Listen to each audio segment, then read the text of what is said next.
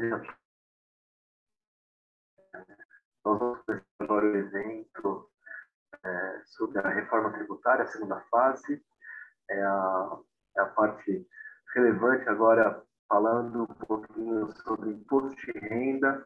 Teremos aqui o Dr. Eduardo Fleury, dividindo na tela, sobre esse evento que ontem realmente foi um momento ali de bastante expectativa, né, na votação. Correto, doutor Fleury? Não, realmente é verdade. Ontem foi uma expectativa de que a votação fosse ocorrer, né?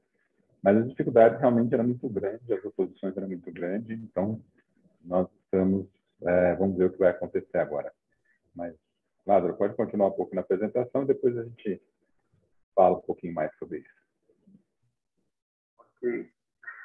Só convidando o pessoal para, no caso de terem algumas dúvidas, querem comentar também um pouquinho sobre o projeto em si, questões que realmente afligem vocês do ponto de vista prático na operacionalização da tributação do imposto de renda e o que pode ter realmente um impacto dentro desse novo projeto, fiquem à vontade de trazer essas questões no nosso chat. Nós estamos aqui acompanhando aqui as manifestações de vocês e é realmente uma interação muito legal, porque quando nós trazemos o aspecto teórico e a perspectiva da aplicação dessa norma que potencialmente vai ser aprovada, vocês já podem trazer até o feedback de como o mercado pode enxergar esse tipo de movimentação legislativa. Então, fiquem à vontade, o convite está aí. É só colocar aqui do lado direito, no chat, e a gente faz essa interação com vocês. Para a parte da apresentação, nós vamos ter aqui principalmente o porquê que nós estamos discutindo a reforma tributária, principalmente nessa segunda fase, que é a tributação sobre os rendimentos corporativos e de pessoa física. Então, a ideia é a gente fazer uma apresentação voltada para esse aspecto muito econômico, aproveitando que o professor Eduardo Fleury tem uma participação relevante e muito ativa em relação à reforma tributária. Ele tem essa expertise, esse background para trazer essas questões econômicas e financeiras sobre o aspecto dessa legislação que vai realmente reformar toda a estruturação de planejamento tributário, sobre essa perspectiva que a gente sempre teve de ter um planejamento fiscal consistente ao longo dos anos, e isso vai realmente ter uma grande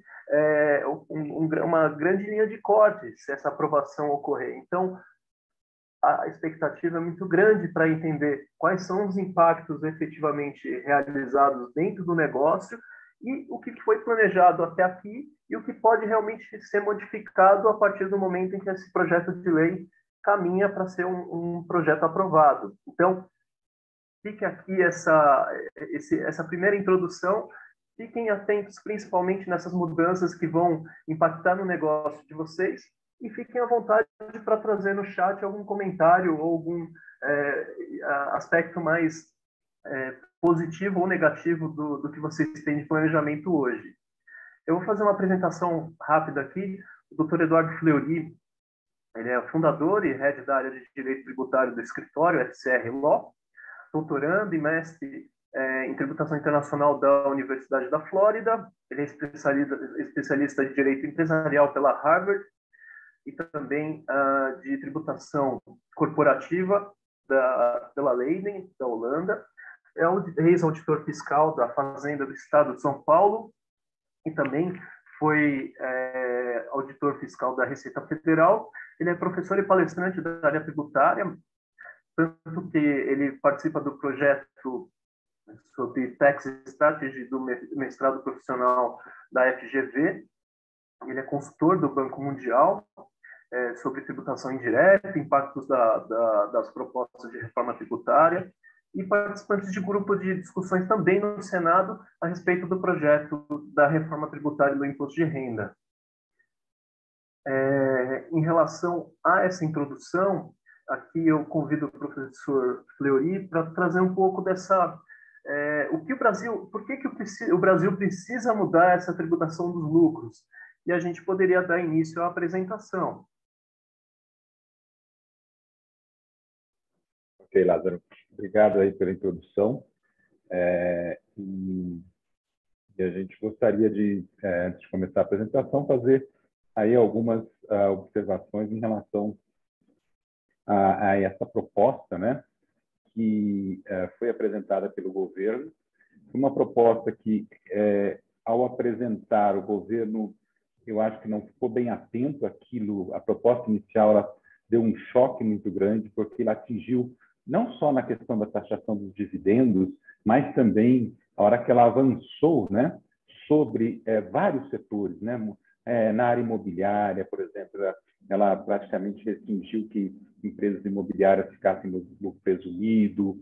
Enfim, ela foi, vamos dizer assim, as brincadeiras que se fazem é que é o sonho de consumo da Receita Federal, no sentido de tentar atacar, né, vários nichos, né, de planejamento, de reduções tributárias, né? Muitos com alguma certa razão. Só que para quem quer mudar um ponto muito importante, que é a forma de tributação do lucro no Brasil, criar várias frentes, né, contra esse projeto é uma coisa mais complicada, né? Então, quer dizer, você ataca muitas frentes, muitos setores, que obviamente começam a se organizar. A tática do governo foi tentar votar muito rápido. Se alguém se lembra, logo no começo eles falaram: olha, vamos votar isso daí antes do recesso parlamentar. Obviamente que seria praticamente impossível acontecer isso, mas eles falavam isso. Logo na sequência, depois do fim do recesso, já se apresentou um novo relatório, aí já decorrente da pressão do mercado, aí foi diminuindo substancialmente as alterações. E aí entrou uma outra questão no jogo. Qual foi? O governo falou assim: não, tudo bem, para suavizar esse projeto aqui, eu vou reduzir a alíquota, reduzir bastante a alíquota do imposto de renda na pessoa jurídica, porque antes ela estava ficando em 29%, né? Então, ela chegou a baixar aí uma proposta 23%, agora vai estar 24%, né? Então, ela reduziu bastante essa proposta, né? Esse novo parecer cortou alguns problemas que tinham ocorrido lá no primeiro projeto, quer dizer, deixou de atacar mais setores. E, por fim, toda essa modificação de redução de alíquota de imposto e outras alterações acabou gerando a perspectiva de que a arrecadação de imposto de renda fosse cair. Aí, estados e municípios falaram: opa, espera aí, se você vai reduzir aqui a arrecadação do imposto de renda, eu sou sócio, né, da arrecadação do imposto de renda. Uma parte substancial, mais de 50% da arrecadação do imposto de renda é dividido para estados e municípios. Então, os estados e municípios falam: opa, eu vou perder dinheiro. E aí é que se comentou os estados e municípios na jogada, e que acabou dificultando, e até agora o projeto não foi aprovado, seja pela pressão dos empresários, seja pela pressão dos estados e municípios, né? Então, quer dizer, isso tudo é um xadrez difícil do governo tentar resolver. Ontem, realmente, o Lira tem a prática, que às vezes pode funcionar ou não, né? Mas ele fala: não, põe para votar que a gente vê. Só que, pelo que foi sentido pelos analistas políticos ontem, o governo ficou com medo de perder ao colocar na votação. E aí o líder do governo falou assim: não, vou retirar o projeto. O projeto está pautado para hoje, mas, segundo algumas lideranças políticas, dizem que vai ficar para a semana que vem mesmo. O relator deve fazer um novo parecer, tá? Atendendo mais demandas. E aí se estuda a questão de que se o governo federal vai apoiar isso, porque no final do dia o governo federal está numa situação em que ele acaba perdendo muita receita nisso daí. E, além do mais, começaram a entrar no jogo a disputa de verbas em outros setores, né? Então, eles começam a falar assim: olha, bom, tudo bem, os municípios aprovam, mas vocês precisam aumentar uma cota de participação em outros fundos. Os estados apoiam, mas tem que fazer... Então, quer dizer, isso começou a custar muito caro para o governo. Então, em determinado momento, o governo pode fazer a seguinte opção: olha, não vou desistir do projeto. Lógico que para ele é uma situação muito, como é que chama? Vamos falar assim, muito atrapalhada, muito ruim politicamente eles fazerem isso, mas é, obviamente, uma opção que está na mesa. Mas, segundo uma notícia do jornal, alguns itens, alguma parte do Ministério da Economia falou que o projeto não vale mais a pena, né? Mas, repito, o governo, para retirar esse projeto, seria uma situação bastante complicada do ponto de vista político, e também para o presidente da Câmara, que tem a intenção de fazer uma reforma tributária, que é direito dele, né, fazer isso daí, ele também seria uma derrota muito grande. Então, eu acho que esse projeto, ainda assim, vai para frente, pelo menos na Câmara, embora no Senado possa encontrar algum clima diferente, tá certo? E já existem notícias nesse sentido, mas e talvez ele seja votado, mas com muitas modificações, né? O que torna, algumas vezes, o que pode melhorar alguns pontos, como nós vamos comentar, do ponto de vista, olhando só do ponto de vista de contribuinte, mas também mas vai ficar um projeto sem uma lógica, né? Então, quer dizer, o projeto perdeu a sua, vamos dizer assim, a sua, mas vou falar assim, a sua ideologia, né? O projeto tinha uma ideologia, ele acaba se bagunçando todo, e agora ele não sabe mais quem que ele está tributando ou não, tá? Então, nós vamos começar a apresentação, e veja bem, pessoal, até por isso que quando a gente viu que esse projeto, já ontem à tarde, ele ia se tornar alguma coisa meio vazia e que a gente não tinha tanta certeza do que apresentar, eu procurei enfatizar um pouco esse aspecto mais do porquê que essas medidas, fazer uma comparação, e até mesmo as pessoas que estão aqui como atores, né? Parte dos atores políticos, todo mundo aqui faz parte, né? São empresas, etc., que fazem parte de uma associação, que fazem parte de uma entidade que está se representando perante o Congresso, né? Pressionando o Congresso para as devidas alterações, né? Então, quer dizer, entender o que está por trás dessa tributação, qual é a lógica e por que a tributação de dividendos é tão, né, falada desse jeito, e será que ela resolve alguma coisa, né? Então, são esses pontos que a gente procura resolver, explicar um pouquinho mais do ponto de vista econômico para vocês, e depois a gente passa para alguns detalhes, obviamente, das medidas que supostamente devem vigorar, de acordo com o último parecer do deputado Celso Sabino, tá bom? Vamos começar aqui a apresentação.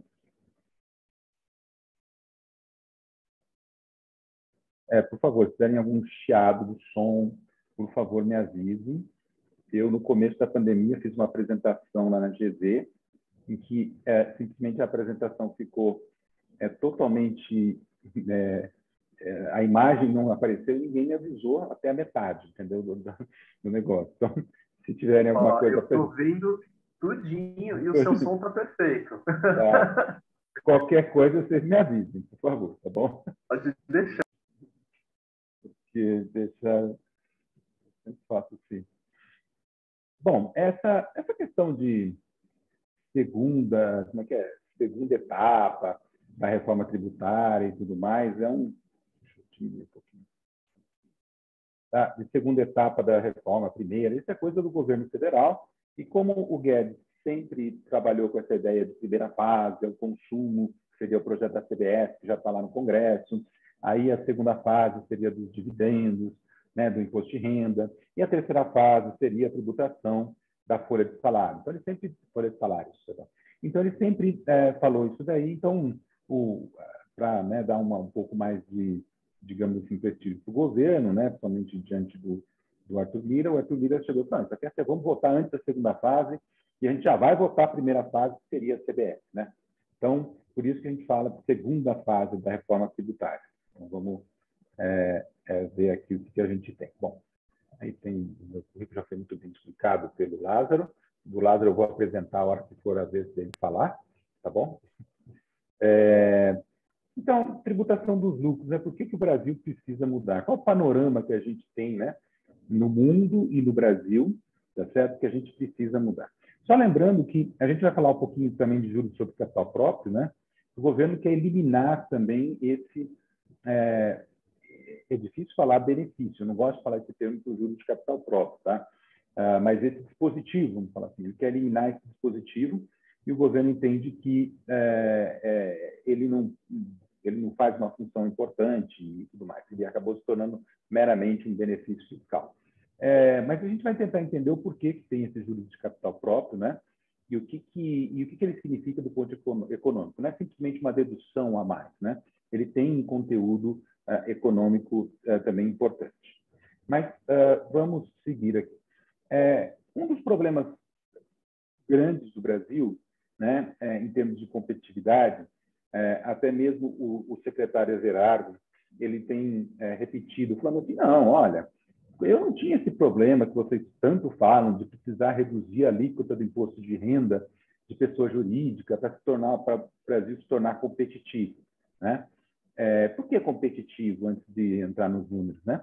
Porque simplesmente, se você imagina uma empresa estrangeira investindo no Brasil, dependendo do regime de tributação, veja, ela vai pagar hoje, né, antes da mudança do projeto, vai pagar uma alíquota de 34%, tá certo? Aqui no Brasil, sobre esses lucros, e depois, quando ela recebe os lucros lá fora, ela teria que tributar, dependendo do regime que está em cada país, ela tem que tributar de novo. Ela pode tomar crédito de parte dos 34%, mas, por exemplo, se você está falando de países que têm alíquota de 18%, 20%, 22%, né, eles só vão poder tomar crédito na proporção, até o limite do imposto devido no país.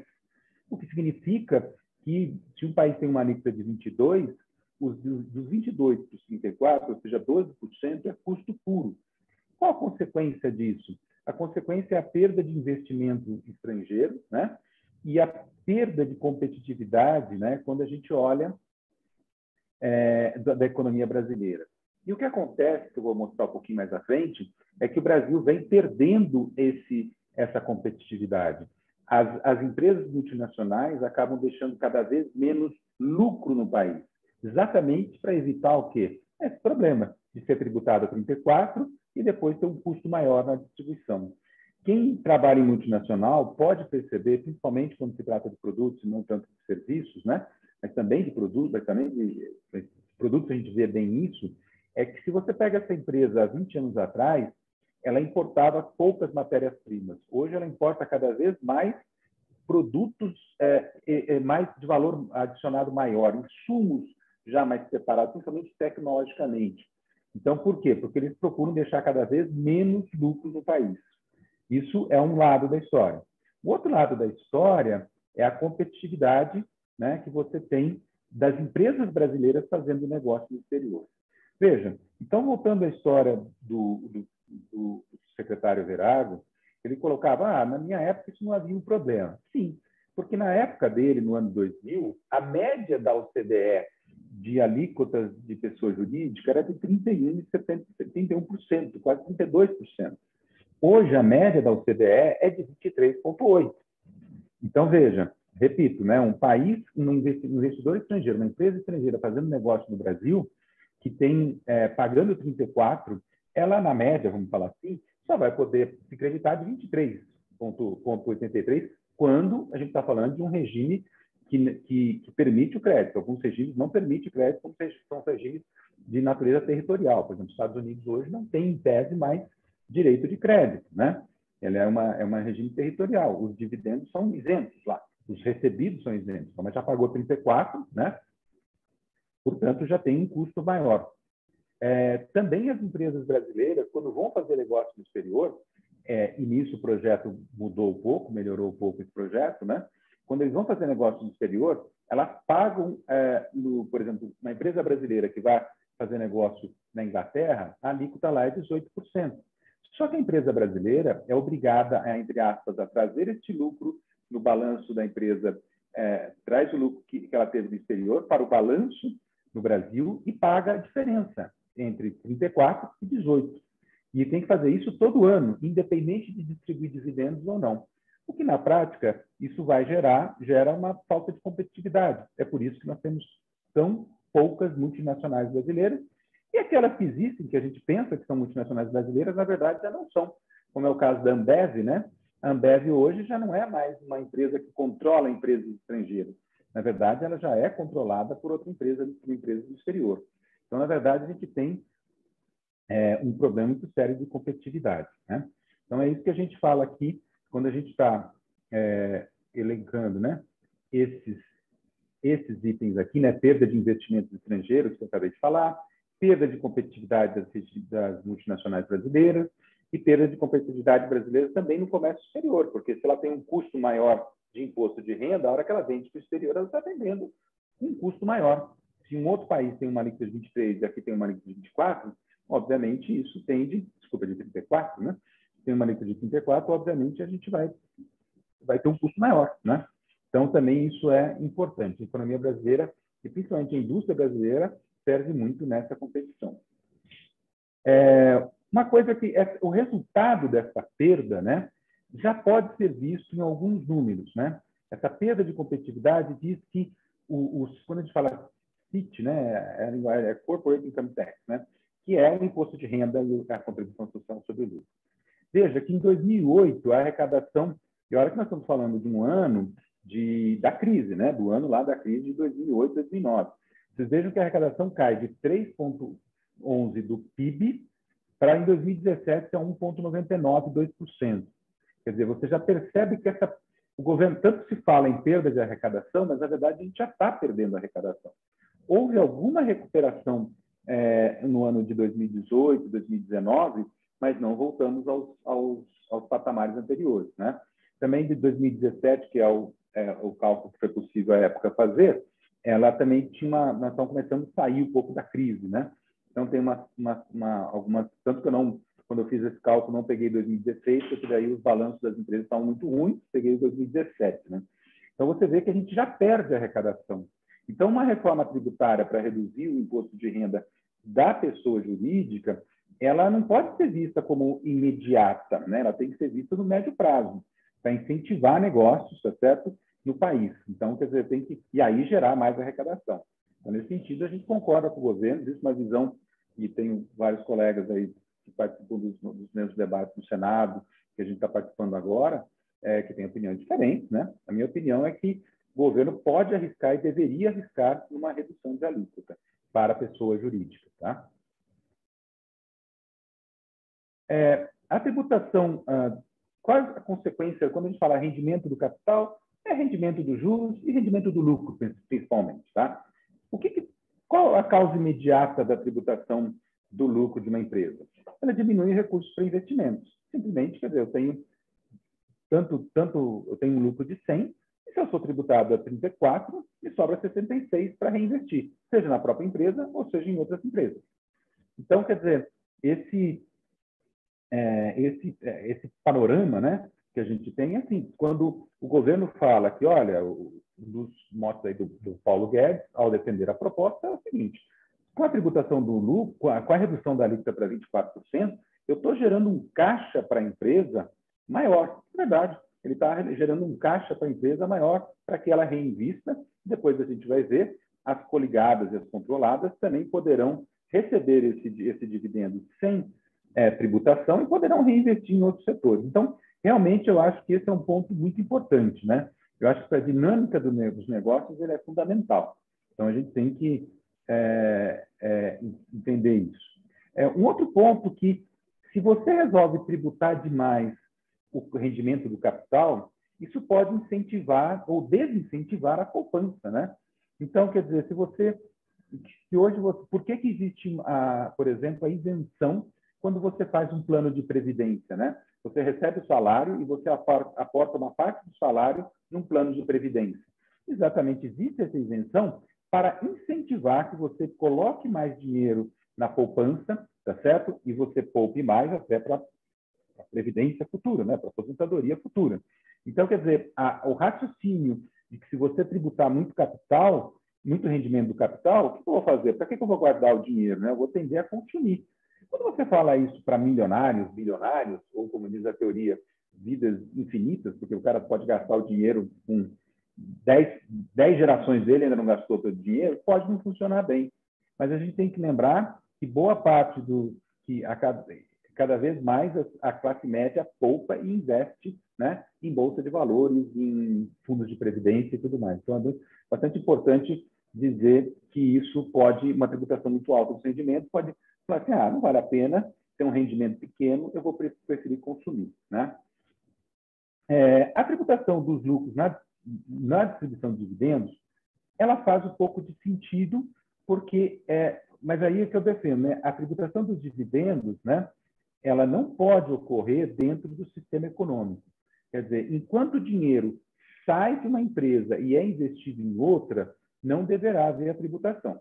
E embora o dispositivo inicial do projeto fosse diferente, a nova versão corrigiu isso. Então, tanto coligadas quanto controladas não vão ser tributadas. Então, quer dizer, esse fluxo de dinheiro dentro do mercado para novos investimentos, ele fica preservado da tributação.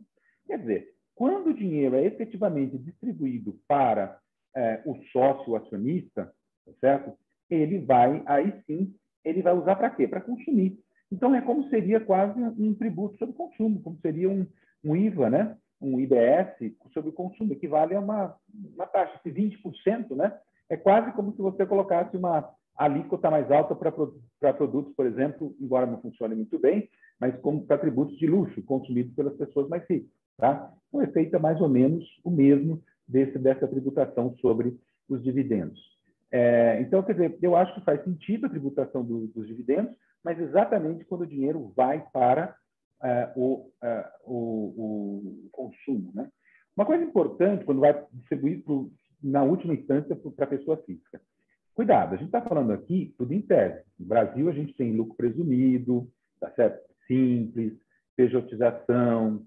Calma, que eu sei que isso daqui não serve para tudo isso daí, não é outra história, é outro sentido, a gente vai abordar isso, tá? Realmente é uma outra situação. Isso aqui a gente está falando de uma empresa que é uma empresa assim, que foi criada normalmente, né, para gerar os seus lucros, etc., com várias pessoas, empregados e tudo mais. Uma coisa que é interessante, vocês sabem que existe uma teoria bastante forte, dizendo que, com bastante evidência, desculpa, a teoria forte é péssima, né? Bastante evidência, dizendo que o corporate tax, na verdade, recai sobre o trabalhador. Então, toda vez que você tende a aumentar, né, o corporate tax, na verdade, você pode não estar tributando o capital, na verdade, o dono do capital, mas o trabalhador. Então, quer dizer, isso alguns estudos, eu citei esse daí, mas existem outros dizendo a mesma coisa. Não é uma coisa que prevalece, mas é uma das teorias que tem. Pessoalmente, acho muito difícil você conseguir fazer uma determinação muito clara. E um outro ponto que eu abordei agora há pouco, mas que eu gosto de ressaltar, é que quando você fala, mesmo nos Estados Unidos, quando se fala, precisamos tributar os ricos, e dividendos e tudo mais, não se esqueça que mais de 50% das ações nos mercados americanos, perdão, aqui está errado em português, é detido por fundos de aposentadoria, tá certo? Então, significa o seguinte, olha, quando você está tributando uma alíquota maior do imposto de renda sobre dividendos, você está tributando a classe média. Então, quer dizer, é bem claro que você não está tributando uma boa parte, isso estou falando nos Estados Unidos, vai ser pago pela classe média que faz poupança para aposentadoria e que pode desincentivar a poupança. É um ponto importante. E nos Estados Unidos, hoje em dia, a geração mais nova tem uma dificuldade de poupar. Então, isso não é por falta de dinheiro, os rendimentos deles são bons. E o Brasil segue um pouco essa tendência. A gente não tem esse percentual tão alto, mas cada vez mais a classe média brasileira está usando, mesmo não só a classe média alta, mas a classe média até os jovens, né, estão poupando, estão investindo bastante no mercado de ações. Os números dizem que isso aumentou bastante, principalmente durante a pandemia. Todo mundo descobriu o mercado de ações. Então, isso é bastante interessante. Então, lembrar que, assim, quando você fala em tributar dividendos, dá a impressão que você vai tributar os super ricos, né? Essa é uma história que precisa ser contada novamente. Se você for tributar os super ricos, a situação o valor a história é um pouco diferente, entendeu? Não só para lembrar isso daí. Depois a gente vai falar um pouquinho sobre a arrecadação disso, tá? Aqui eu falo sobre o JCP, né? Sobre os juros sobre capital próprio, né? Então, eu coloco 3 opções aqui, só para entender o mecanismo do JCP, para entender e que isso também ajuda a entender a tributação, o mecanismo econômico do juros sobre capital próprio. Então, vamos imaginar aqui do lado esquerdo, quando a gente tem aqui financiamento de débito, né? Com dívida, que a gente fala, você tem aqui um lucro de 20, você tem um juros que você está pagando de 10, o lucro após o imposto de renda é 10, você vai pagar 3,4 de imposto de renda, que é o que ali de 34, sobra um lucro de 6,6, né? o rendimento, né, que você vai ter aqui da remuneração do capital vai ser 15,1, tá certo? Que vem a ser o rendimento ali da pessoa física, porque tem alguém ali, ó, quem está recebendo esses juros, tá certo? Ele recebe os juros de 10, ele paga 15, eu coloquei uma alíquota chapada, né, do fundo de investimento, que cobra 15%, então sobra 8,5. Então, 8,5 mais 6,6, a remuneração é de 15,1. Então, quer dizer, veja, o rendimento do capital, eu estou falando aqui, tanto o capital próprio quanto o capital de terceiros. Porque o empréstimo que a pessoa fez e pagou um juros de 10, tá certo? É capital, da mesma forma. Você pode financiar a sua empresa por capital próprio, você pode financiar por capital de terceiro, né? Então, quer dizer, o lucro da empresa foi 6,6 depois do imposto, e o lucro daquele aplicador lá que emprestou o dinheiro, que comprou o debênture, vamos supor, né, da empresa, teve um lucro acabou sendo remunerado a 8,5. O total da remuneração do capital foi 15,1. Aqui está explicado esse 8,5, tá? Agora, vamos imaginar que não tenha, obviamente, se fosse financiamento só com equity, né? Então, você viria aqui e o lucro líquido seria 13,2. Veja que a remuneração aqui do capital é 15,1 e aqui seria 13,2. A remuneração, portanto, ela é menor. Qual a tendência, então? Quando você vai para os modelos de avaliação de empresas, vocês sabem que nas finanças, quem tem dívida vale mais do que quem não tem dívida. Justamente por isso. Porque aqui a remuneração do capital é menor e aqui a remuneração do capital é maior. Tá certo? Então, a avaliação da empresa ela acaba sendo maior quando ela tem dívida, porque ela vai poder descontar imposto de renda. Então, quer dizer, quando você vai fazer esse 6,6, né, sobre o capital próprio, né, você vai ver que vai ter uma remuneração maior do que esse 13,2 aqui. Então, essa é a razão dessa distorção. E o JCP vem resolver essa distorção. Ele fala, olha, ok, vamos fazer aqui, vamos colocar o JCP aqui embaixo, né? E eu coloquei na mesma proporção. A gente sabe que o juros de capital próprio não tem a mesma taxa de juros dos juros de mercado, né?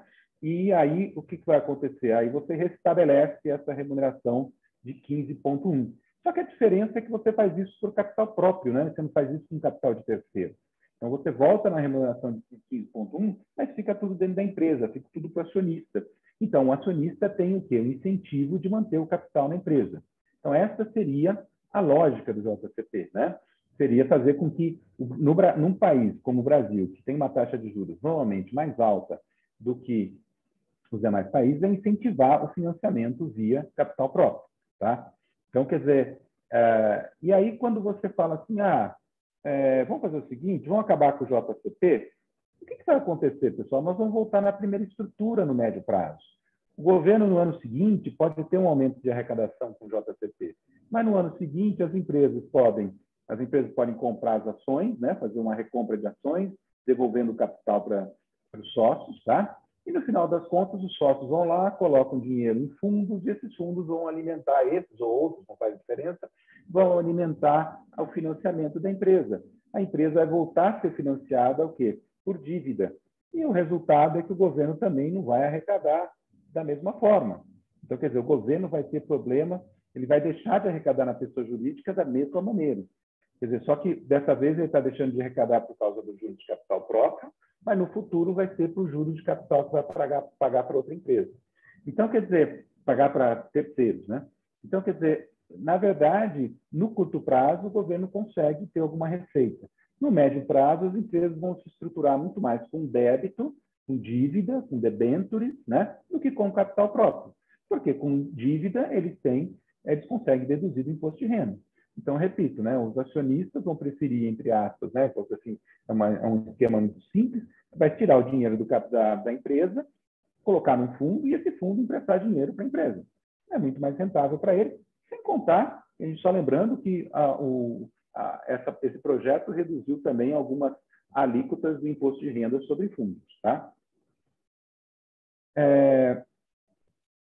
O Brasil, aqui eu faço um levantamento, né, Tem uma história também que eu gosto de lembrar, que é essa aqui, que todo mundo fala que a alíquota efetiva do Brasil, do imposto de renda no Brasil, ela é muito baixa, né? Porque tem um monte de deduções, porque tem isso, porque tem aquilo.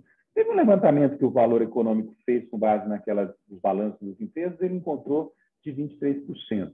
Eu diria até que ela seja um pouco menor do que isso aqui. Só que é absolutamente normal, pessoal, absolutamente normal em outros países, eu mostro aqui os Estados Unidos, que a alíquota efetiva seja inferior à alíquota nominal.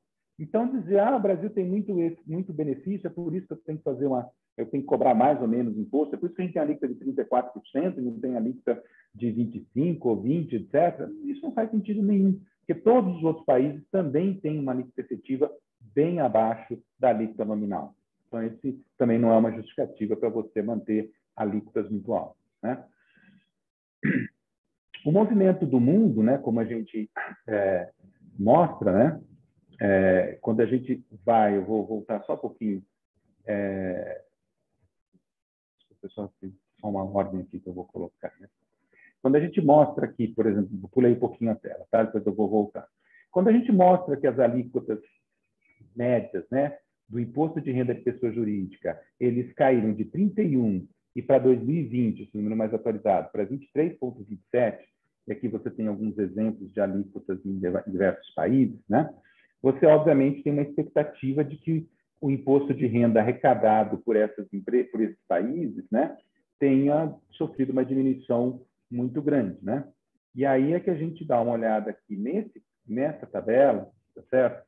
E a gente verifica que quando a gente fala do imposto de renda, essa partezinha aqui do IRPJ, tem imposto sobre ganho de capital e tudo mais, você percebe que a participação do imposto de renda, né, tá certo? Do imposto de renda de pessoa jurídica, junto com ganho de capital, etc., ela sai de 5,4 e até ela chega a 5,5 em 2018, em termos de participação, tá certo? De corporates. Veja que esse cinza aqui que ele está mostrando, né? Não, peraí, desculpa. Esse aqui. Ele cai de 9, tem uma queda, desculpa. Ele sai de 9,3 e ele vai para 8,8.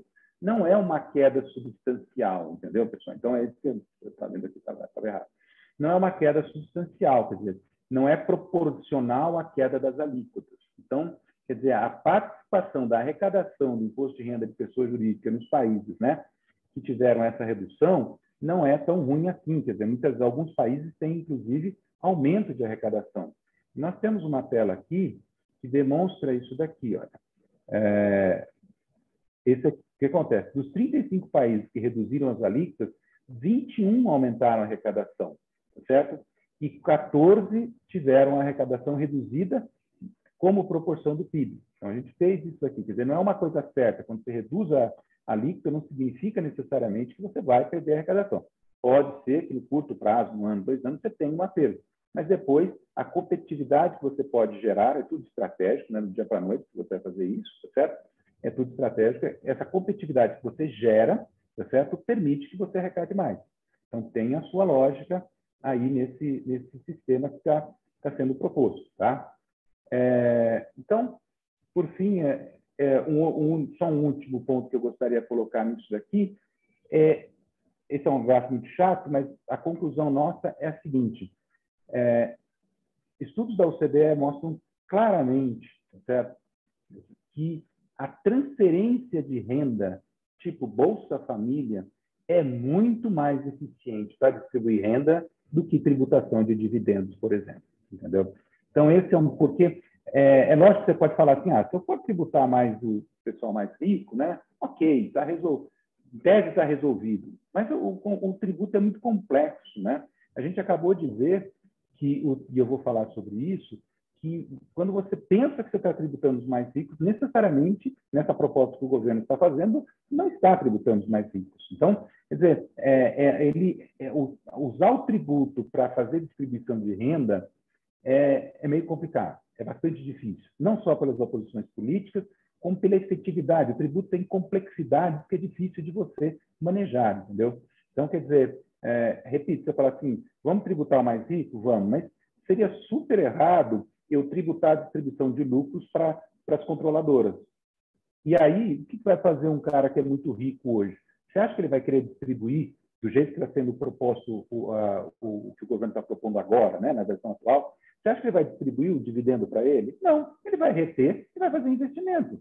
Ninguém vai gastar $1 bilhão por ano, entendeu? O super rico que ganha, sei lá, 500 milhões, 600 milhões, R$1 bilhão que seja, né, por ano, vocês acham que eles vão gastar esse dinheiro por ano? Não, ele vai gastar 50 milhões, vamos dizer assim, que ele gaste muito, né? É isso que vai ser tributado. O resto ele vai deixar dentro da empresa, tá certo? Você vai falar, esse deixar dentro da empresa é um benefício?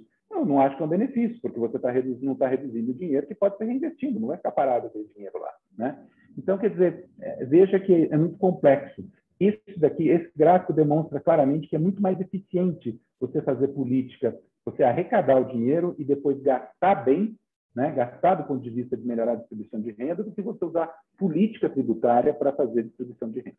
Tá? Algumas alíquotas. E, por fim, como é que a gente poderia fazer as modificações? Né?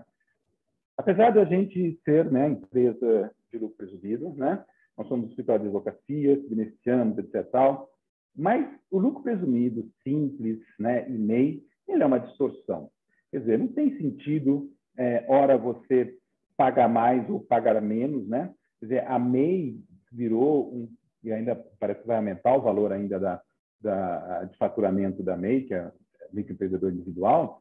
Isso virou, na verdade, a pessoa tira nota, né? É um profissional que tira nota e paga, acho que é R$60 por mês, né, de imposto. Então, quer dizer, é uma distorção total. Quer dizer, o contador que presta um serviço para você tira uma nota MEI. Se você contrata ele na empresa, você vai ter que pagar R$3.000, R$4.000, vamos dizer, às vezes, dependendo do salário dele, você vai ter que pagar R$2.000, R$3.000 de adicionais, de FGTS, de imposto de renda, ele também. Enfim, vira uma distorção total do sistema, né? Depois, a oportunidade política. A oportunidade política, você fala assim, o Brasil está em crise, um monte de problemas. Pois é, só lembrando que as maiores reformas nos Estados Unidos e em vários países do mundo ocorreram no momento de crise e não no momento de bonança, né? Contrários às mudanças mais profundas, nível de complexidade, que a gente está vendo, muitos interesses estão atingindo, forte oposição. Só dizendo assim, pessoal, esse slide foi feito antes desse projeto, tá? O imposto de renda e seu formato de cobrança vem sendo questionado e modificado em diversos países do mundo, tá? E aí vem o governo e, como disse a vocês, propõe essa tal de reforma em 3 fases, né? A reforma em 3 fases, ela começa com a substituição do PIS e COFINS pela CBS, que é um projeto que está lá parado, mas que deve andar, teoricamente, após o imposto de renda. E aí tem a parte do Senado, que a gente está participando, que vai fazer o quê? Vai propor um IVA dual, que a gente está chamando, que é a proposta da CBS, o governo vai com a CBS dela, e os estados e municípios vão ter um IVA para eles, vamos dizer assim. Então, acaba o ICMS, acaba o ISS, e se cria um IVA para eles, tá? Então, na proposta que está sendo colocada, o IPI, teoricamente, continua, tá certo? E a CBS vai ter a CBS, vai ter um IVA, um IBS subnacional, que vai substituir ICMS e ISS. Tem o projeto do imposto de renda e tem a desoneração da folha, que até agora não foi apresentada a proposta, né? Bom, aí tem a proposição do imposto de renda, né? Que tem a proposição em junho, emendas, aprovação na Câmara do Senado, e teria que ser aprovado até dezembro de 2021. Qual era o primeiro mote, né? A gente precisa lembrar isso, porque a gente esqueceu dessa edição, né? Esqueceu que o primeiro mote dessa reforma, quer dizer, ela foi editada para quê? Para reduzir, né?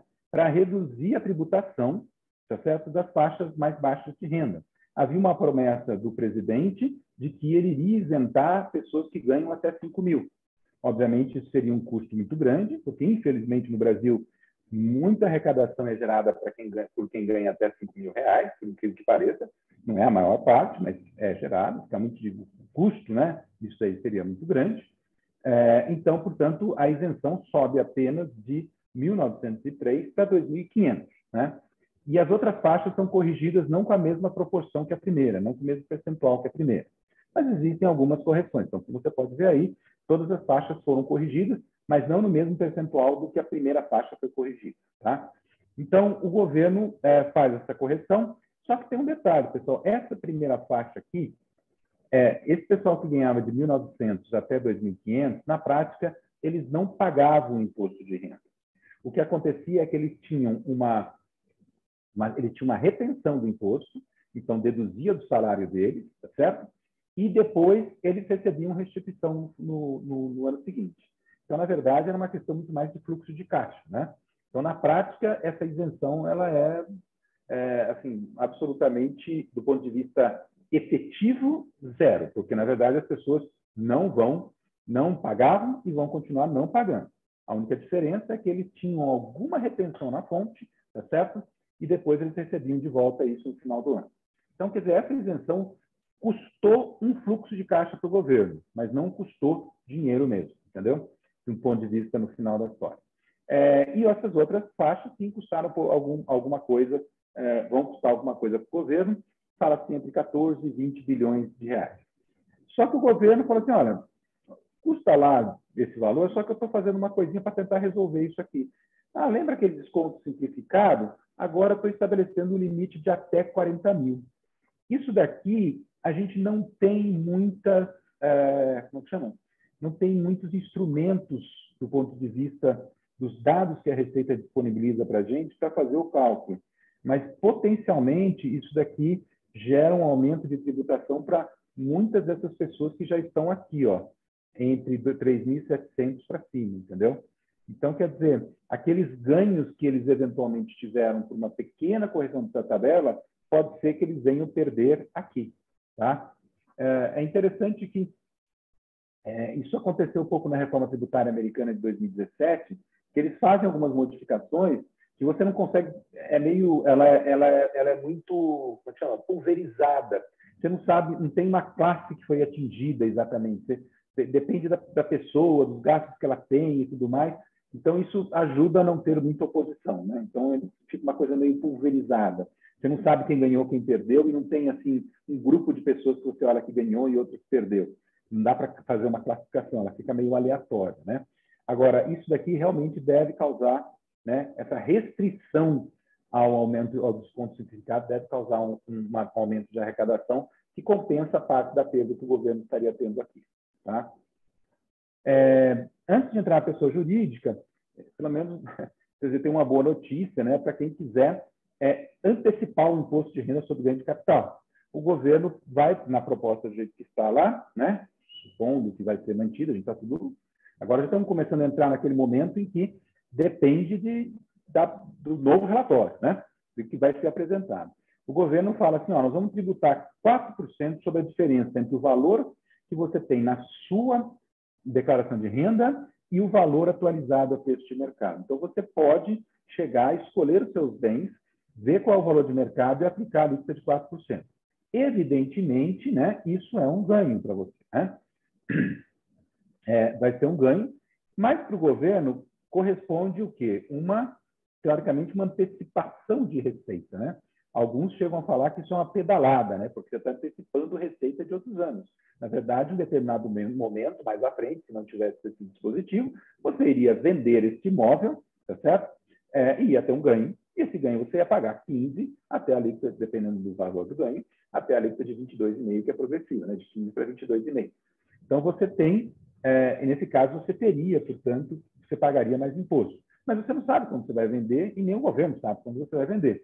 Então, ele faz um cálculo e fala, paga 4%, você já me gera arrecadação aqui, mas você está deixando de gerar arrecadação no futuro. Então, essa coisa um pouco complicada, mas o pedalado aqui não é do ponto de vista legal, né? Do ponto de vista econômico, né? Você está antecipando receita, tá? Então, quer dizer, não é uma... Eu entendo que não tem ilegalidade nenhuma em relação a isso daí. E depois eles também fazem isso em relação aos bens localizados no exterior, que eles colocam a tributação de 6% sobre o valor atualizado dos bens adquiridos. Não é uma repatriação, mas acaba funcionando um pouco como isso, entendeu? Então, quer dizer, você tem bens no exterior que estão subavaliados, né? Porque quando você fez lá a repatriação, teoricamente, você mostrou um valor que você tinha, por exemplo, numa empresa, que pode ser o valor contábil, mas o valor contábil que você registrou lá pode ter gerado o imóvel que você tem, os bens que você tem, as aplicações que você tem, pode ser aumentar de valor. Então, você pode também fazer essa tributação de 6% e atualizar o valor e evitar o ganho de capital quando você retornar com o dinheiro no Brasil. Tá? Então, esse dispositivo tem as suas restrições, mas esses dois aqui estavam sendo objeto de pressões, mas no sentido de dar uma nova redação aí. Vamos ver o que vai acontecer. Só fazer uma intervenção aqui rápida. Pode fazer. Eles tinham incluído também a questão da variação cambial e parece que nesse último parecer caiu, né? A tributação da variação cambial também tem um reflexo interessante, né, no investimento no exterior. É bastante interessante esse ponto, porque é o nosso público aqui, né, da Câmara do Canadá. É verdade. A tributação isso seria no item, né, abaixo, né? Então, na tributação dos bens localizados no exterior. Tá? Essa tributação ela foi alterada nesse sentido. Como fica aí a proposta da alíquota do imposto de renda, né? Então, a alíquota do imposto de renda, que hoje é de 34%, né? Ela vai passar a ser hoje é 34%, né? Quer dizer, 25% imposto de renda e 9% CSL. Obviamente, a gente sabe que existe o adicional, quer dizer, até determinado patamar você só paga 15%, depois você paga mais 10%. Mas a gente já está aqui fazendo a conta e dizendo que o total aqui é 34%. E a proposta é que a CSL caia de 9 para 7,5, então, quer dizer, 9 aqui, certo? Para 7,5, certo? E a alíquota de imposto de renda caia para 6,5, né? Dos 15 para 6,5, fazendo um total de 24%. A CSL depende ainda da aprovação do mesmo projeto de receitas de outras cobranças que venham, ou fim de benefícios fiscais que venham a gerar receita para a Seguridade Social, porque a contribuição social sobre o lucro líquido ela é receita da Seguridade Social, previdência, saúde, né, e seguridade. Então, quer dizer, esse é um problema que ainda, quer dizer, essa redução ainda, né, não tem um gatilho, como tinha na versão anterior a essa, né? Mas ela diz que depende da aprovação lá de baixo, né? Então, quer dizer, se ela for aprovada, essa alíquota realmente cai. Então, para 7,5%. Isso é um problema, quer dizer, precisa tirar benefícios para gerar receita para a Seguridade Social, a fim de compensar isso, né? E aí tem alguns casos, como medicamentos, que estão sendo disputados. Como é que fica a nossa alíquota final se a gente considera os dividendos, né? A alíquota final vai ficar de 20 mais os 24, não é 44, né? Ontem lá o relator, no discurso na Câmara, tentando, né, dar suas desculpas, né? Desculpas não, tentando defender essa proposta perfeitamente correta, ele falou assim, estão falando de 24 mais 20, que é 44. Não é 44. Por quê? Você vai pegar o seu lucro, que é 100, você vai deduzir 24%, você vai ficar com 76%, vai aplicar 20%, e aí você vai ter a alíquota efetivamente sobre o lucro total. E fazendo essas contas, você fica em 39,2%, tá? Que vem a ser a 39,2% menos 24% é 15,2%, que é exatamente 20% vezes o 77% que a gente tem lá, 76%. Vezes 76% que vai ficar de lucro. Quer dizer, você ganhou 100, pagou 24 de imposto, né, da pessoa jurídica, sobrou 76 sobre 20 vai dar 15, vezes 20 vai dar 15, 15,2 mais 24, a gente chega a 39,2. Então, a alíquota efetiva seria 39,2, ao contrário dos 34. Mas isso só seria válido para aquelas pessoas jurídicas que vão distribuir 100% dos lucros para as pessoas físicas. E aí que a gente entra na história do quê? Das pessoas jurídicas que são meio que na verdade, que geram um rendimento do trabalho e não rendimento do capital. Porque o rendimento do trabalho, você tende a distribuir quase tudo, que é o salário que a pessoa ganha, né? Não é um rendimento de capital, não é lucro, né? Aquele sentido que a gente tem. É um rendimento de salário. Então, a própria sociedade de advogados, embora às vezes o lucro seja maior do que, né, uma remuneração, mas ela acaba sendo uma sociedade que os sócios eles acabam recebendo como se fosse uma remuneração, como se fosse um salário, né? Uma remuneração pelo trabalho, tá certo? E aí haveria essa incidência aqui pesada, seja no lucro presumido ou no lucro real, haveria essa incidência, então essa alíquota iria aumentar para 39,2. Então, veja, a primeira vítima nessa história, né? Outro dia eu fiz uma consultoria para uma empresa da área de serviços, que é muito pesado, que basicamente é uma espécie de uma grande consultoria, vamos falar assim, né? E realmente para eles o impacto vai ser quase na veia, porque eles não retêm muito dinheiro para investir. Porque o outro ponto que se coloca, que a gente vai falar daqui a pouquinho, é a questão de que esse recurso que está aqui, ela vai ficar no 24% quando você resolver reinvestir esse valor na própria empresa, ou quando você resolver distribuir para a coligada ou distribuir para a controlada e reinvestir. Então, quer dizer, isso tudo você evita a tributação e sobra, como a gente disse, mais dinheiro para investir. Antes a empresa pagava 34%, agora vai pagar 24%. São 10% a menos, né? 10% a menos de lucro que vai ser liberado para reinvestimento, seja na própria empresa ou seja em outros negócios dos controladores ou coligados. Então, realmente, a coisa começa... você gera um fluxo maior de dinheiro para reinvestimento. Então, para mim, assim, de primeiro, isso gera perda de arrecadação, obviamente, né? Mas ele é essencial, ele é importante para o mecanismo funcionar. Senão é melhor deixar como é que está, vamos falar assim, né? E, então, esse passa a ser essa alíquota de 39,2. E vamos falar da isenção daqui a pouco, né? Mas as empresas que têm faturamento acima do 4.800.000, que tem a tal da isenção, que a gente vai falar, tá certo? Essas empresas, quer dizer, vão ter que, na verdade, quando tiver que distribuir o lucro total, vão pagar 39,2. Quer dizer, o lucro vai sofrer essa tributação. E, portanto, vai haver um aumento, né, de 34 para 39,2. Agora, aquelas empresas que, né, quando você fala de rendimento de capital, e você fala que lucro acumulado, que vai ser investido em outros setores, certamente eles vão poder evitar essa tributação. Mas eu vou comentar um pouquinho mais essa questão para vocês daqui a pouco, tá?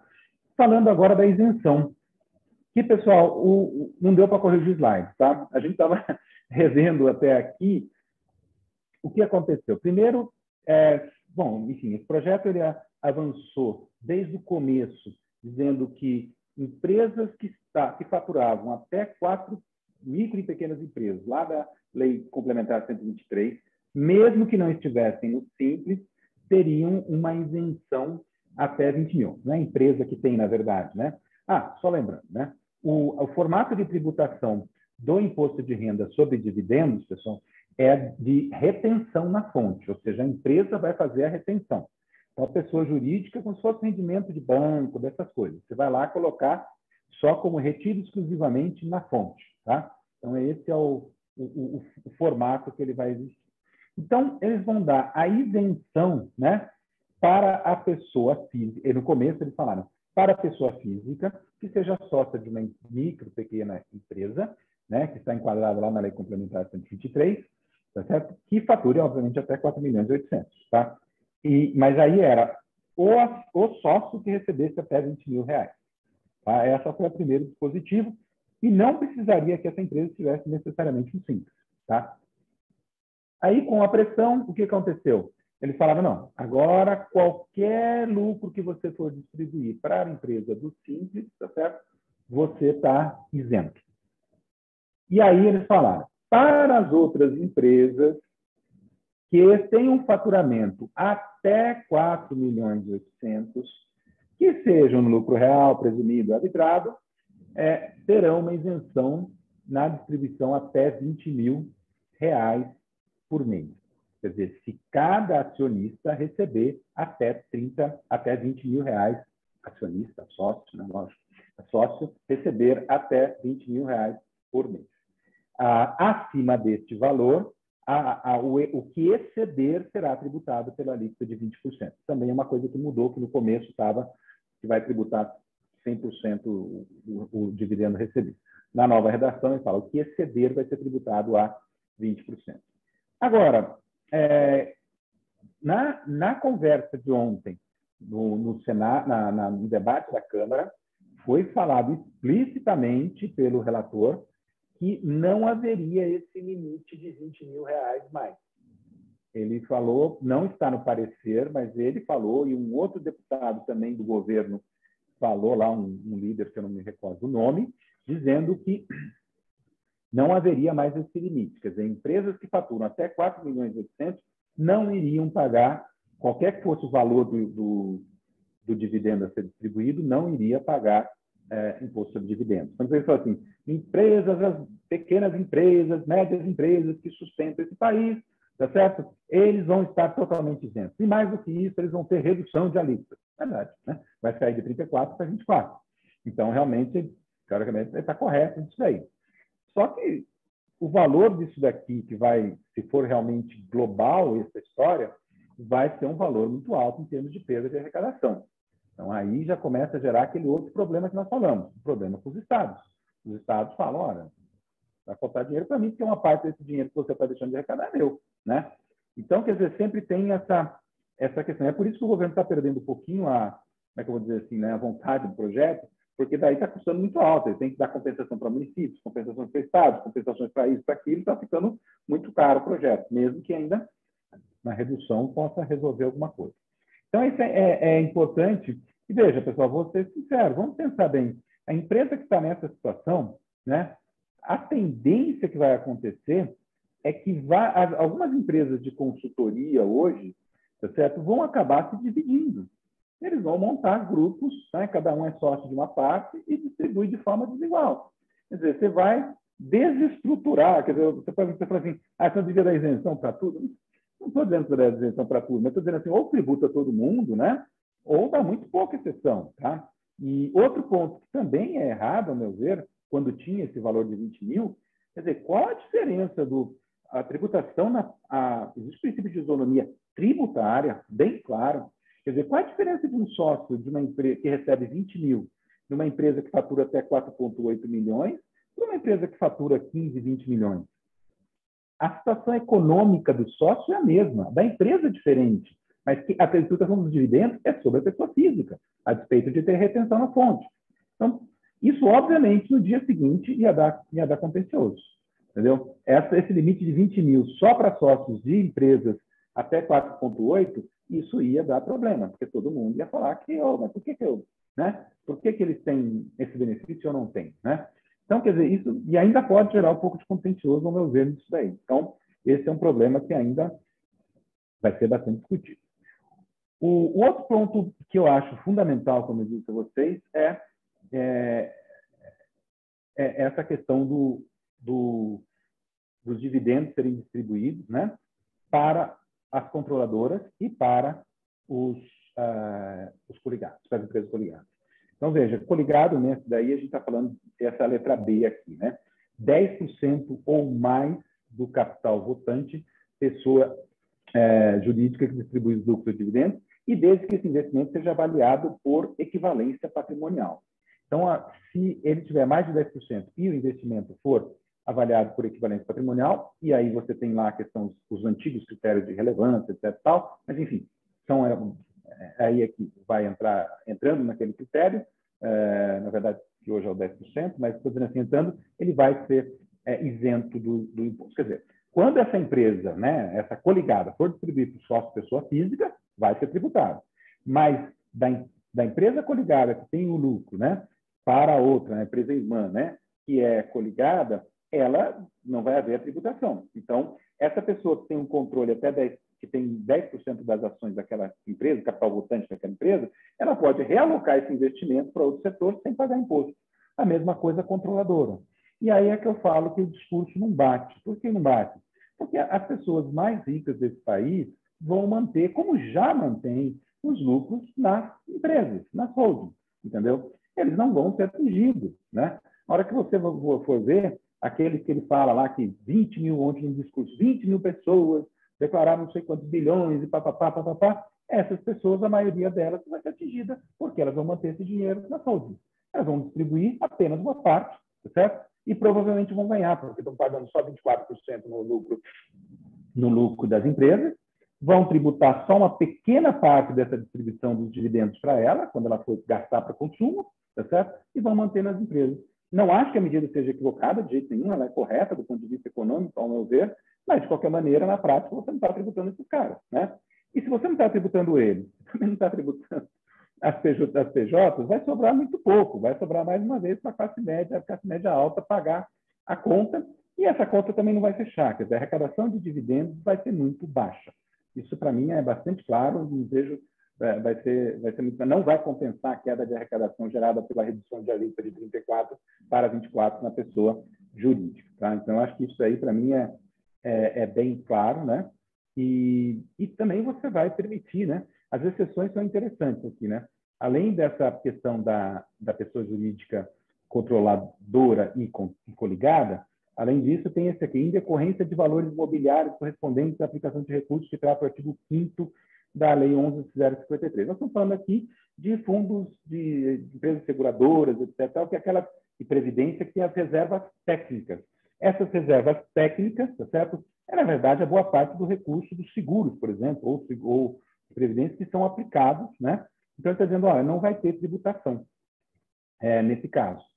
Porque, na verdade, eles, mais uma vez, eles estão querendo incentivar, né? Não estão querendo criar um custo a mais para esse tipo, seja de previdência quanto de seguro. Então, se o detentor da ação, vamos falar assim, for uma empresa seguradora ou uma empresa de previdência, ela não será tributada, tá? Isso aí é uma boa medida. Depois, as empresas de incorporação imobiliária, quando a gente fala das SPEs, que essas empresas de incorporação imobiliária têm, elas também não vão ser tributadas, né? Ainda que elas não sejam controladoras, não sejam titular, não sejam coligadas, tá? O que falta aqui, ao meu ver, bem claro, e aí interessa para nós aqui, mas do pessoal do exterior, é que não poderíamos, a distribuição de dividendos para o exterior será feita a alíquota de 20%. O Brasil tem acordo com o Canadá, o que pode melhorar bastante, tá? Mas o Brasil tem poucos acordos, poucos tratados internacionais. Tendo pouco tratado internacional, o que vai acontecer, pessoal? Nós vamos gerar um custo maior. O que era aquela alíquota, voltando aqui, essa alíquota que era 34, que era um custo, por exemplo, para os Estados Unidos, por exemplo, investidor americano ou investidor alemão, né? Ou investidor espanhol, vamos falar assim, esses investidores que antes pagavam 34 e lá no país deles pagam 21, né? Eles falam, por que eu vou investir no Brasil, lá paga 34, por que eu vou deixar lucro no Brasil, se lá paga 34, aqui paga 21, né? Agora vai subir para 39,2, tá certo? Então, quer dizer, repito, isso vai prejudicar o investimento no Brasil, né? Esse é um ponto que a gente chama a atenção. Óbvio que... Oi. Posso só interromper rapidinho? Porque o Marcelo perguntou exatamente isso naquela tela. O Marcelo pergunta... Brasil e Canadá com tratado de tributação, né? Antes existia essa defasagem, né? Dos 26% lá, 34% aqui, né? Então, se há tratado com o Brasil, etc., o que efetivamente vai acontecer conosco, a gente vai acabar suportando apenas a diferença, né? Seria, ele fala assim, a diferença entre os tributos entre Brasil e Canadá, de 34 para 26, passará a não pagar adicional do Brasil sobre o resultado da empresa canadense, uma vez que o tratado que há tratado entre Brasil e Canadá em relação a isso. Mas eu não me recordo se o Canadá, se é crédito ou isenção, né? Mas qual seria o efeito nesse impacto aí, quando a gente está enxergando num cenário de tratado? Basicamente, no cenário de tratado, se eu não me engano, o Canadá é 15% alíquota, só até checar, mas basicamente a distribuição dos dividendos, né, vai ser reduzida de 20 para 15, se eu não me engano, tá? Aí pode dar uma pesquisada aí. Então, o que vai acontecer, basicamente, a alíquota de 20% vai ser reduzida. O que vai mudar é isso aqui, tá, pessoal? Basicamente é isso, tá? Agora, cada país tem o seu sistema, né? Por exemplo, o Canadá, sob determinadas condições, ele não inclui, desde que você tenha um investimento exterior que não seja passivo, né? Ele mantém, você não tributa o rendimento que vem do outro país, tá? Mas, de qualquer forma, é custo, pessoal, porque esses 20%, se eu tiver que pagar os 20%, mesmo não tributando no Canadá ou em qualquer outro país, né? Esse rendimento específico, né? Esse rendimento específico, mesmo não tributando esse rendimento específico, você já foi tributado no Brasil, entendeu? Então, quer dizer, e o que acontece só nessa questão é que, mesmo no Canadá, mesmo que não seja tributado pela empresa canadense, quando ela vai distribuir para a pessoa física lá, ela vai ser tributada lá, entendeu? Então, quer dizer, quando ela for distribuir para os sócios dela, ela também vai ser tributada.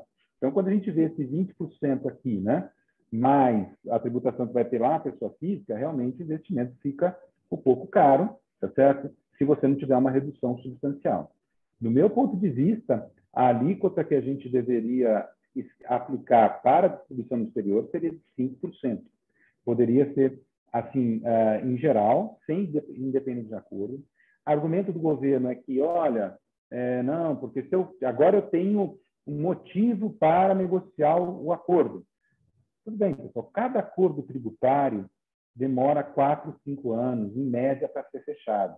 Cada acordo tributário demora esse período. Então, quer dizer, daqui 4, 5 anos, né, pessoal, o mundo vai ser outro, nem sei se a briga sobre corporate tax, sobre imposto de renda de pessoas jurídicas está muito grande, as coisas vão mudar. Então, quer dizer, para que daqui 5 anos eu começar a me beneficiar de investimento maior no país, isso é uma coisa para mim que não vale. Mas a tributação vai ficar nos 20% mesmo, pelo que está sendo colocado. E como você não tem um elemento de lobby, né, das multinacionais dentro do país, é isso que infelizmente acontece, quer dizer, eles conseguiram isso daqui para empresas que sejam domiciliadas no Brasil, mas não para empresas que sejam domiciliadas no exterior. Então, quer dizer, realmente isso prejudica. Quer dizer, uma pequena abertura para que, eventualmente, alguma empresa multinacional que tem um projeto muito grande, longo, né, no Brasil, ele pode falar assim, tá bom, eu vou manter o lucro aqui durante um tempo, né?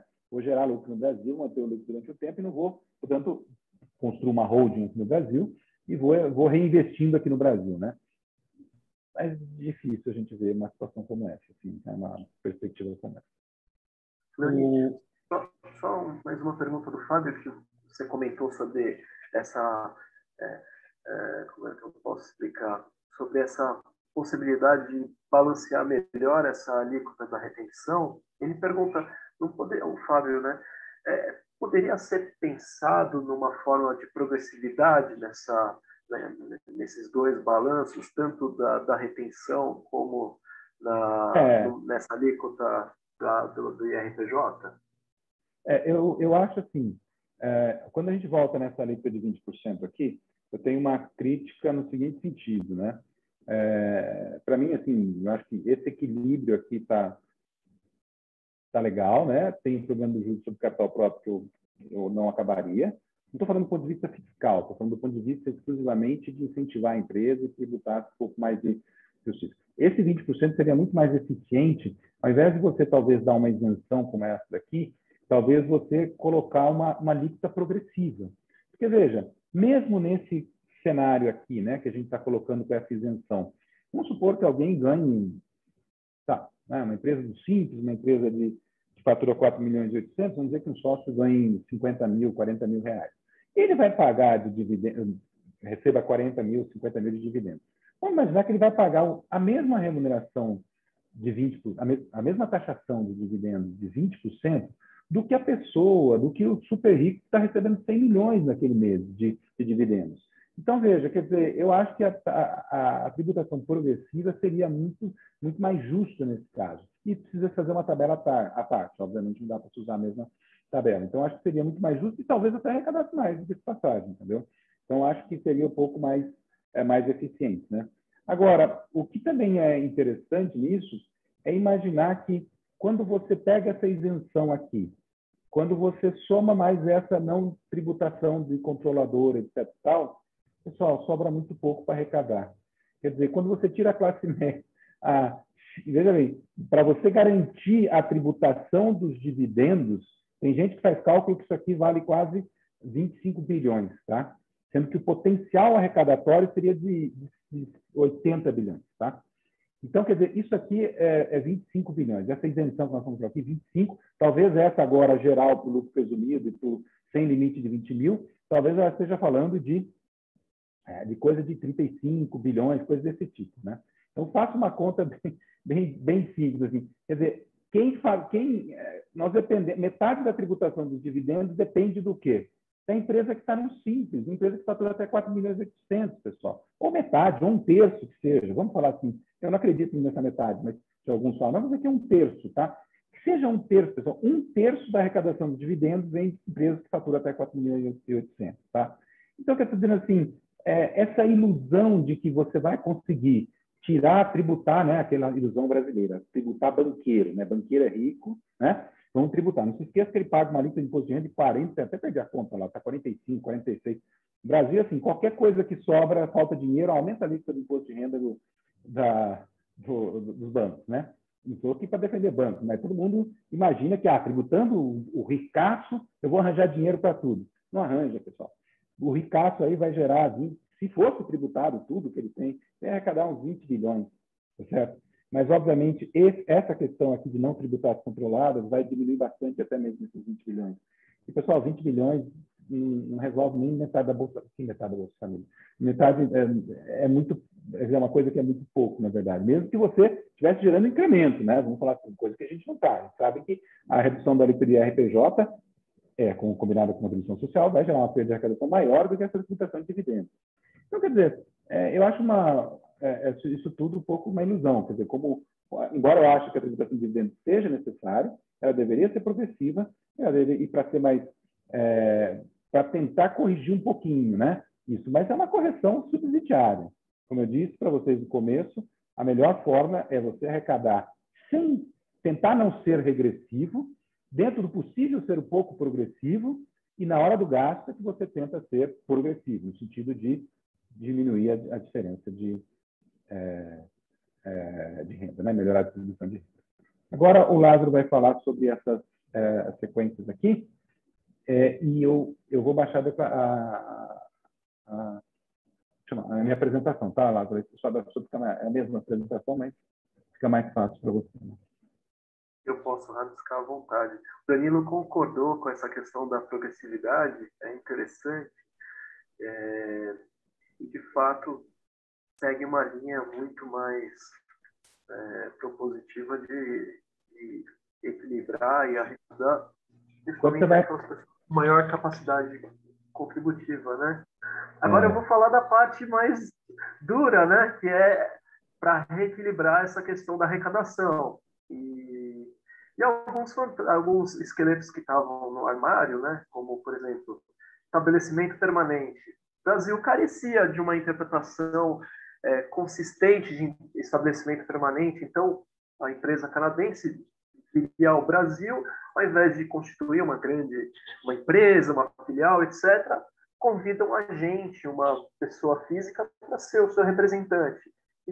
Existe na legislação lá de 37, depois a legislação do imposto de renda trouxe a ideia desse estabelecimento permanente à brasileira, né, mas a ideia é que eles realmente intensificaram a ideia de uma retenção na fonte. Ao invés de fazer a tributação dessa pessoa jurídica ou pelo lucro real, presumido, ou arbitrado, e considerar que a pessoa jurídica, com os resultados domésticos aqui no Brasil, fosse tributada pelo regime de tributação normal, aqui eles trouxeram a ideia da retenção na fonte, que é realmente uma ideia que está ganhando corpo aí em muitos países, principalmente agora com a questão da discussão sobre a tributação digital. E o Fleury realmente trouxe todos os pontos. O JCP ele vai possivelmente ser revogado se esse projeto de lei realmente vingar. Teve uma pergunta no chat, mas isso vai entrar realmente em vigor em 2022? Não, espera lá. Fleury comentou, ainda existe uma discussão, existe uma ideia de trazer esse projeto para vingar esse ano, justamente porque, em tese, ele poderia já ser aplicado, se aprovado esse ano, ele já poderia ser aplicado em 1º de janeiro de 2022, porque ele é uma exceção à anterioridade dos 90 dias, porém, a gente está sentindo esse cenário ainda pesado dentro do Congresso, se realmente isso daí vai seguir do jeito que está. Então, todo esse pacote, entre aspas, de maldade que hoje o mercado chama, de retirar todas essas possibilidades de planejamento tributário, a gente vai trazer alguns pontos aqui, mas o JCP realmente é uma perda que muita gente está sentindo realmente na pele dentro do planejamento. Algumas empresas também vão ter o problema do regime de estimativa mensal, que vai cair, que é realmente uma sistemática adotada por muitas empresas, né? Onde a forma trimestral vai prevalecer. A compensação de prejuízo fiscal ela vai ser viabilizada, inclusive, em cada trimestre. Então, a gente não vai ter que respeitar a trava quando a gente está falando de apuração dentro de um ano. Eu vou direto ao ponto aqui, pessoal, porque a gente já realmente está adiantado na hora, mas vamos lá. Pensando, inclusive, que quando a gente está falando desse cenário aqui, ele é estimado e pode sofrer realmente muitas modificações. Quem acompanhou aquela tabela de modificações do projeto de lei já viu as 6 ou 7 colunas que está hoje, né? Entre as comparações entre o projeto, a legislação atual, projeto inicial e as sucessões, realmente a gente ainda está num cenário um pouco ainda mediúnico sobre qual que vai efetivamente prevalecer. Distribuição de lucros, do lucro presumido, vai manter aquela regra, né? Quem está no presumido tem, para distribuição do dividendo, ele pode usar ou aquele percentual que é presumido, ou seja, 32% ou 8%, independente de você ter uma comprovação contábil de que efetivamente existe esse resultado para a distribuição de dividendos. Agora, qual é o ponto interessante? Quando se distribuía mais do que esse percentual de lucro, deveria ter uma comprovação da escrituração contábil. Realmente, eu cheguei nesse resultado, por isso eu estou distribuindo mais. Agora, como nós estamos? Nós temos uma possibilidade de aplicação de uma alíquota de 30% sobre a distribuição que superar esse lucro contábil que ele não vai ser demonstrado. Ou seja, não tem a prova de que a empresa chegou nesse resultado, alíquota de 30%. Ele é um caso, por exemplo, dessas regras anti-abuso que se chamam distribuição disfarçada de lucro. Vamos falar um pouquinho sobre isso. Mas, pensando também, existe um reajuste aqui de conceitos. Um item que é muito utilizado pela Receita Federal para autuações fiscais, que é o beneficiário não identificado, por exemplo, existe uma saída de caixa, a pessoa jurídica não consegue comprovar que efetivamente ocorreu aquela operação, seja uma prestação de serviço sem documento, ou uma compra de um item que efetivamente não existe nota, não existe documento fiscal ou contábil que faça frente à identificação desse pagamento, é possível a aplicação do quê? Dessa alíquota de 35% de imposto de renda, considerando efetivamente que essa operação não ocorreu. Esse beneficiário não efetivamente existe. O que ocorreu foi uma mudança dessa alíquota. Por quê? Porque essa alíquota de 30% atualmente, pelo projeto, né, se efetivamente vingar, seria a alíquota mais gravosa dentro da perspectiva da tributação da pessoa jurídica. Por isso, nós chegamos nessa redução desse beneficiário final, beneficiário não identificado. Inclusive, o Fleury comentou comigo ontem, então pode ser uma opção, não... deixa aqui no ar, se isso daí realmente é uma questão positiva.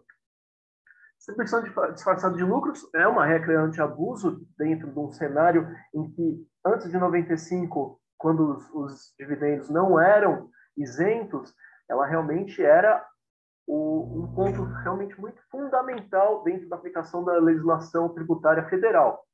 O que aconteceu? Ele ficou meio demodé em 95 com essa questão da isenção, mas sempre esteve na cabeça da Receita para fiscalização identificar potenciais abusos. Por exemplo, pessoa ligada que notoriamente vende uma mercadoria a valor inferior ao de mercado, pagamentos de royalties inflados de uma pessoa ligada. Então, a ideia seria justamente equilibrar e fazer comparações dentro de um cenário em que potencialmente existe esse abuso e fazer uma tributação maior de 30%. Então, como voltou a voga a distribuição de dividendos sem a isenção, com essa possibilidade de tributação, o foco vai ser localizar abuso. Mesma coisa em relação a algumas outras questões que o DDL vai trazer, mas a ideia é companheiros, agentes prepostos, fiéis depositários, etc., eles vão realmente ser os olhos novos, vão ser os alvos novos dentro de uma operação em que a empresa faça com partes relacionadas ou não e dê alguma vantagem, seja fiscal ou presumindo que existe uma vantagem indevida. Aqui, realmente, sempre, quando se fala de planejamento fiscal, a devolução de capital é um dos caminhos que as pessoas jurídicas têm se utilizado muito, justamente porque esse dispositivo, pela redação original, permitia a devolução de capital a valor contábil, ou seja, o valor de livro, que era exatamente, claramente, o valor que era registrado tanto na pessoa física ou jurídica, que não teria, em tese, o pagamento do ganho de capital. O que aconteceu? A ideia é trazer a tributação. Por quê? Porque toda essa distribuição na devolução vai ser chamada de valor a mercado. Existe uma grande discussão sobre a possibilidade de trazer isso a valor justo, aquela questão de se eu faço a reavaliação a valor justo, se esse valor é realmente um gatilho para tributação, eu tenho as subcontas no imposto de renda para fazer esse controle, se efetivamente vai ser o valor a ser tributado. Acabou essa discussão. Tudo vai ser a valor de mercado. Vai ter a tributação? Sim, vai ser um gatilho para o ganho de capital. Vai diminuir o planejamento tributário em relação a isso? Veremos nas cenas dos próximos capítulos. Aqui, como a gente falou, a pessoa jurídica no exterior, a pessoa física também vai ter esse impacto e recebeu até um parágrafo específico para isso. Aumento de capital por incorporação de lucros e reservas. Isso até discuti bastante com o Fleury ontem, porque é interessante que eles criaram um conceito de 10 anos para identificar essa possibilidade de identificar se existe uma distorção dentro da operação. Por quê? Chego no resultado final, a empresa apurou lucro, existe a possibilidade de criar reservas contábeis, contingência, etc. Essas reservas de lucro potencialmente podem ser atribuídas ao aumento de capital. E o que poderia ser feito é devolver esse capital para a pessoa jurídica. Então, para a pessoa titular, né, o sócio dessa pessoa jurídica. O que foi feito? Olha que interessante. Ele vai enxergar se nos 5 anos anteriores da incorporação, o valor capitalizado será considerado até o montante da redução do capital como lucro dividendo distribuído. A ideia é enxergar se efetivamente da incorporação o sócio já tinha feito essa possibilidade de restituição capital ao titular. Então, a ideia é enxergar se também em 5 anos subsequentes a pessoa jurídica restituiu o capital ao titular por meio de redução de capital ou liquidação. Então, ele quer enxergar se efetivamente é como se fosse uma norma anti-abuso. Ele atribui isso ao aumento de capital e faz a redução para ter uma tributação menor. Ao invés da alíquota de imposto de renda retido de 20%, ele faria subganho de capital, por exemplo. Então, é tentar enxergar qual seria o efeito efetivo em relação a essa operação. São essas normas anti-abuso ou anti-elisão que eles estão criando atualmente. Intangíveis, criou-se uma dedução fiscal de 1 sobre 240, se não existir uma previsão legal ou contratual para a possibilidade de sua dedução, amortização desse investimento que foi feito para a aquisição desse intangível ou criação desse intangível. Revogação do ágio caiu. Isso era realmente, isso é uma coisa que dentro do contencioso tributário é muito relevante e está realmente em discussão atualmente. O projeto levado à Câmara não vai tratar dessa revogação. Pagamento baseado em ações é um fator que dá adições no imposto de renda, eles só aumentaram para outras pessoas. Para fazer frente a essa renúncia fiscal que o Fleury muito bem abordou, muitos benefícios fiscais foram reduzidos. Nós temos aqui aquelas doações que pessoa jurídica e física pode destinar parte do imposto de renda a recolher dentro de abril, por exemplo. Essas inúmeras associações que contam com esse tipo de doação vão ter uma limitação e esse tipo de isenção de doação desse valor vai ser limitado até 2024 e muitos deles vão ter uma alíquota diferenciada e reduzida. Alguns benefícios fiscais, como o programa de alimentação do trabalhador, é lamentável, no meu ponto de vista, atingir esse tipo de benefício. Enfim, a ideia de algumas isenções também de tributos indiretos, questões que foram um pouco discutidas ao longo desses meses, mexer na tributação dos livros não faz muito sentido. Alimentos também foi uma questão que também teve um impacto na discussão, e a questão de reduções de PIS e COFINS sobre questões sobre a tributação de produtos farmacêuticos, cosméticos, clínicos e de gás natural, que hoje tem uma representação importante, principalmente na geração de energia. Nós estamos num momento de crise energética. Fazer esse tipo de movimento realmente teve um grande impacto hoje no mercado, mas, enfim, esses seriam, resumidamente, os pontos que eles propõem para viabilizar o equilíbrio dentro da receita e não causar um impacto mais significativo dentro da arrecadação. Fazer esse breve resumo para vocês, lembrando que ainda nós temos uma discussão aí pendente se efetivamente vai ser aprovado ou não. Só para finalizar, então, pessoal, eu acho que vamos ver os próximos capítulos, como disse o Lázaro. Ele tem explicado alguns pontos, inclusive, Lázaro, que a gente não tinha pensado, acho que você pensou hoje, foi legal.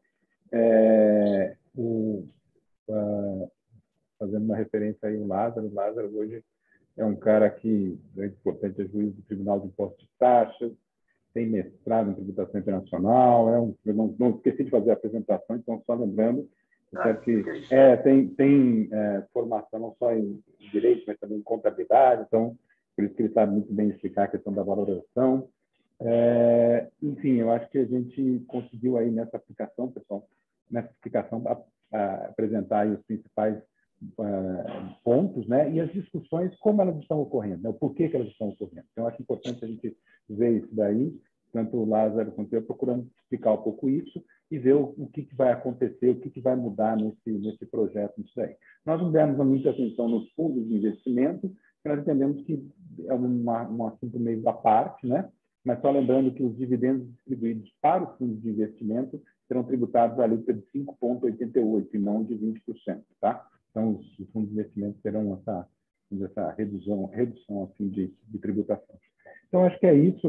Gostaria de agradecer muito a Câmara do Comércio. Ajuda, né? Você tem ajudado muito a gente nessa divulgação. Eu acho que esse é um momento muito importante para se debater esse assunto.